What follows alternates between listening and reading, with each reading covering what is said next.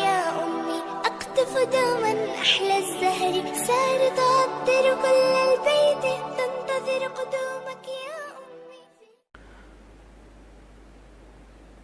غیر ضروری بالوں کا مرد یا عورت کو کسی کریم سے ریموو کرنا جائز ہے، لیکن مرد کے لیے بہتر ہے کہ وہ جو زیر ناف بال ہیں ان کو بلیڈ سے صاف کرے، اور خواتین کریم یا کوئی ایسا پاؤڈر وغیرہ استعمال کریں. خواتین کے لیے بلیڈ کا استعمال خلاف سنت ہے. اور یہ جو بغلوں کے بال ہیں ان کو نوچنا سنت ہے. یہ جو بلیڈ سے صاف کرتے ہیں نا یہ اور گھنے پیدا ہو جاتے ہیں. آپ کہیں گے نوچیں کیسے، کھال ادھڑ جائے گی. تو وہ چونکہ بلیڈ سے صاف کر کے اتنے سخت بنا دیے ہوتے ہیں کہ اب نوچنا ممکن نہیں. تو اس کے لیے ویکس وغیرہ لگا کے نا وہ کپڑے سے کھینچیں تو بال جڑ سے اکھڑنا شروع ہو جائیں گے. تو پھر کچھ دنوں میں وہ بالوں کی جڑیں نرم ہو جائیں گی، پھر نوچنا کیا ہوگا، آسان. تو نوچنا بغلوں کے بالوں کا مرد کے لیے بھی عورت کے لیے بھی سنت ہے. اور ایک تو ثواب ہے نوچنے کا، سنت پوری کرنے کا. دوسرا اس کا فائدہ یہ ہے کہ بال پھر جلدی نکلتے بھی نہیں ہیں، اور جو نکلتے ہیں وہ بھی کیا ہوتے ہیں، بہت ہی ہلکے، اور بہت جلدی پھر وہ ہمیشہ کے لیے ختم بھی ہو جاتے ہیں. سمجھ رہے ہیں بات کو؟ جبکہ بلیڈ سے اگر بغلوں کے بال صاف کریں گے تو وہ اور زیادہ بڑھتے چلے جائیں گے، پورا تھائی لینڈ کا جنگل بن جاتا ہے. ہمارے فرماتے ہیں ایک مزدور، بہت سے لوگ تو صاف کرتے ہی نہیں نہ بلیڈ سے نہ، تو فرماتے ہیں ہمارے حضرت کے ایک ہمارے گاؤں کا ٹریکٹر ملازم تھا، وہ جو ہے نا وہ لیٹا ٹریکٹر صحیح کرنے کے لیے.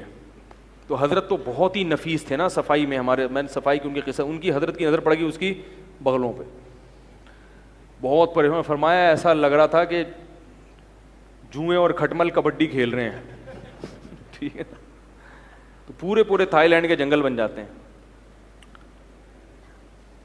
تو صفائی کیا کرو اللہ کے بندو، بہت ضروری ہے یہ.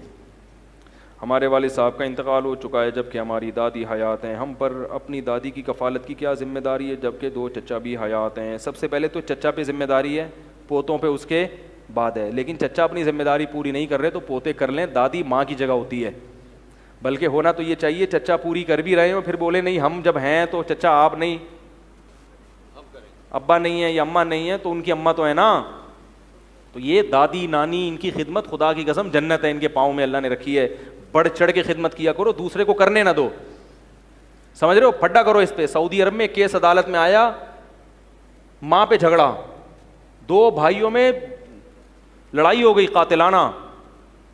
پولیس آ گئی، بھائی کیوں لڑ رہے ہیں؟ وہ کہہ رہے یہ ماں میرے پاس رہے گی. دوسرا کہہ رہا ہے ماں کس کے پاس رہے گی؟ میرے پاس رہے گی. نہیں آ رہی. ایک کہہ رہے اماں کو میں رکھوں گا، دوسرا کیا کہہ رہا ہے؟ اس پہ گتھم گتھا ہو گئے. پولیس انوالو ہوئی، عدالت میں کیس چلائے. پھر عدالت نے فیصلہ کیا 6 مہینے تمہارے پاس، 6 مہینے. تو یہ ہوتا ہے جس کو آخرت کا یقین ہونا کہ ماں اور باپ کی خدمت کتنا ثواب ہے، وہ تو لڑے گا، بولے گا بھائی کوئی بھی نہیں میں رکھوں گا اپنے پاس. کون رکھے گا؟ میں رکھوں گا. ثواب ہے، بہت بڑی فضیلت ہے. ان کو دیکھنا حج عمرے کا ثواب اللہ نے رکھ دیا بھائی. تو اس سے بڑی کیا فضیلت ہوگی؟ اور الگ بات یہ ہے کہ بھائی وہ کون سا بیچارے ہمیشہ زندہ رہیں گے، تھوڑے دنوں میں چلے جائیں گے وہ، پھر موقع نہیں ملے گا. پھر دعاؤں کا تو موقع ملے گا، جسمانی خدمت کا موقع نہیں ملتا پھر. تو دادی نانی ان لوگوں کو تو گھر میں رکھا کرو. ان کی ڈانٹے کھانے کا اپنا مزہ ہے خدا کی قسم. دادی ڈانٹتی بھی بڑی اچھی لگتی ہے، کہاں جا رہا ہے کدھر سے آ رہے ہیں بولتی ہے نا، غصہ تو بہت آتا ہے. ہماری دادی بہت اس طرح کی پوچھے، ہم لوگ ٹرالنگ کرتے ہوئے نکلتے تھے کہ دادی نے دیکھ لیا تو وہ ایک تو سنتی بھی اونچا ہے، مجھے کہاں جا رہا ہے، کیونکہ پنچایت بہت ہوتی ہے بوڑھوں میں نا. دادی کو بولو دودھ لینے جا رہا ہوں. مسعود لینے جا رہا ہے؟ ایک آدمی ٹینشن میں آتا ہے بھائی دودھ لینے جا رہا ہوں، چیخنا پڑتا ہے. اچھا. ایک دن کسی نے پوچھا مسعود کہاں ہے؟ انہوں نے کہا چولہے پہ رکھا ہوا ہے. وہ سمجھی دودھ کہاں ہے پوچھ رہا ہے. ہمارے رشتے داروں میں ایک بوڑھی خاتون تھی، اونچا سنتی تھی. ان سے کسی نے کہا اکرم کہاں ہے؟ انہوں نے کہا الماری میں رکھا ہوا ہے. نے کہا اکرم پوچھ رہی ہوں بھائی. انہوں نے کہا اچھا میں سمجھی بکرم کا پوچھ رہی ہوں. ایک دن کسی نے پوچھا کہ نواب صاحب ہیں، ایک ہمارے محلے میں ہوتے تھے، انتقال ہو گیا اللہ مغفرت کرے، ان کی گاڑی جل گئی. تو وہ کہنے لگی ہائے ان کا تو بڑا نورانی چہرہ تھا. ہم نے کہا گاڑی کا چہرے سے؟ ان کا اچھا میں سمجھی داڑھی جل گئی ان کی. تو بوڑھے اونچا سنتے ہیں، ان کو 2-3 دفعہ چیخ کے بتانا پڑتا ہے. لیکن جب بوڑھا دنیا سے جاتا ہے تو گھر کی رونق اور برکت ختم. تو بوڑھوں کی یہ چیزیں برداشت کیا کرو، کیونکہ تمہارے اوپر بھی کل بڑھاپا، یہ جوانی کی جولانیاں سب کی ختم ہو جاتی ہیں.